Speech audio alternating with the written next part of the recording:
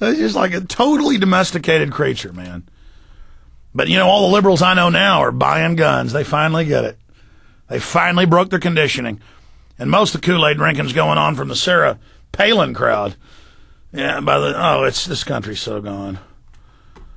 Go ahead and punch me up on screen here. We're not going to look at this hot booty video right here that's beside it. I'm making Paul laugh in there, being stupid. You got to laugh about some of this while the stock market's plunging and the bankers are raping the living daylights out of our entire country. I'm going to play this 10-minute clip, and then we're just going to end the show. It's going to go into retransmission. I had a bunch of big guests, key economic analysis, ton of info about cell phones coming up, and a lot more. I meant to get into the sun. NASA's having a special announcement on Friday about the future of the sun, and they say they're really worried about it. And it's cooling off, and in 300 years of being recorded, never done this. So, and it's snowing in South Africa right now. Normally about 100 degrees there, but they're in feet of snow. So, but it's global warming, man. You better pay a global tax to them, or everything's over. Let's go ahead and go to this page and play this clip for everybody that is out there. Let's go ahead and show this fool, Donahue, really making a fool out of himself. Here it is.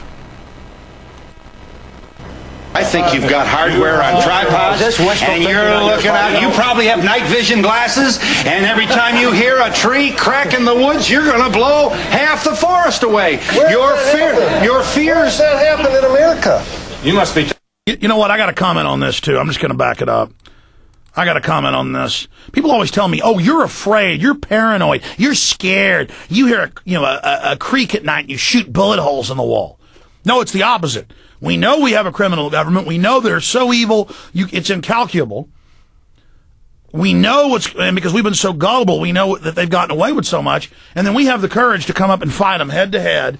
And these guys had the courage to, way before their time, to go on TV and warn everybody about exactly what was going to happen. He's talking about hyperinflation and devaluation coming for his kids. Now his kids who were 5 are now 20. And he was right. I mean, this is like prophecy, but it wasn't. It was all in the documents. That's why they were right then, I'm right now. And I was right then. And many other people were right then. This is when I was waking up when stuff like this was on TV. This is what I looked into. I remember watching stuff like this on television. And I was on air just a year later when the feds bombed OKC to go expose that. So here he is going, "You're scared, you're creeping around, no, they're bold on TV, knowing they were going to get heat. Some of these guys got set up and sent to prison, and all sorts of stuff happened. My God. Feds would plant pipe bombs on militia leaders' property. I mean, it was hellish what they went through, and I salute them. I salute you for what you've done defending this republic in the great spirit of our forefathers. I really do. So I'm going to go ahead and finish this clip, and then when this clip's over, we'll go to rebroadcast right here on the one, the only GCN Radio Network. Don't forget PrisonPlanet.com and Infowars.com. Here it is, my friends. Because I think you've got hardware on tripods, and you're looking out. You probably have night vision glasses, and every time you hear a tree crack in the woods, you're going to blow half the forest away. Your fears. That happened in America. You must be talking about New York City, Phil. You paranoid, Phil. Yeah, you think paranoid, Phil. Yeah, you believe Waco and the incident and shootout in Idaho makes your case, don't you? Absolutely. That the federal government is coming down. They've got all the weapons. That's the problem, Phil. The problem is, regardless of what one show anyone at in a this time. audience, This young man is speaking. Can't be heard if you talk. No matter what anyone in this audience feels or anyone in the country feels about David Koresh and his followers, whether they're innocent or guilty, they deserve due process, and they didn't receive that. Yes. And regardless of what you felt about the adults, the children certainly weren't guilty of anything. And that's what we're concerned about. This is evidence of what the federal government is capable of. Absolutely. They did it. Yeah, and you are concerned about house-to-house sweeps for armament, aren't you? Totally. You think the feds are capable of that, aren't you? You think the feds are capable? No, wait a minute. We don't think that their feds are capable of it. As I said 2 minutes ago, yeah. martial law in San Juan, Puerto Rico, folks, with full military force, dragging men, women, and children from their apartments. It is true. With no warrants whatsoever. It is true. You know, and when a young woman asked what's going on at 4 in the morning, she said, "Where are your warrants?" They smashed her door down with a sledgehammer and said to her, "This is our warning, damn it, this is our warrant, bring your stuff out." And they went completely and dragged them out in the street. What happened to the tenant? What happened to the tenant that a man's home is his castle and a woman's as well? Folks, and incident, I'll give you a chance. Hang on just a second. I promise we'll get the charts on in just a second. It is true. You know, you turn on the evening news. You know, you see them. Boy, those guys are knocking them doors down, and there's people inside in their underwear. And you're on Channel 7 Action Evening News. But it does seem. Now, I assume you're upset about this as well. But the excuse of public housing is ridiculous, because when they're done with that, it'll be your private homes. They'll come door to door. Those of you that are finding humor in it, you better never take your clothes off so you're not in underwear on the next evening news. Well, what is true, we've got, and you see this, and this is what happens when the country gets fearful, and you guys are ready for this, and you're not going to let it happen, including the man of God here, the good old chaplain. And when they come and kick your doors in, you better damn well hope some of these guys are handy. Yeah. Otherwise, you better have your own semi-automatic. Now, when they come for you guys, you're going to be ready, aren't you? When they come for us, we'll already know we won't be there.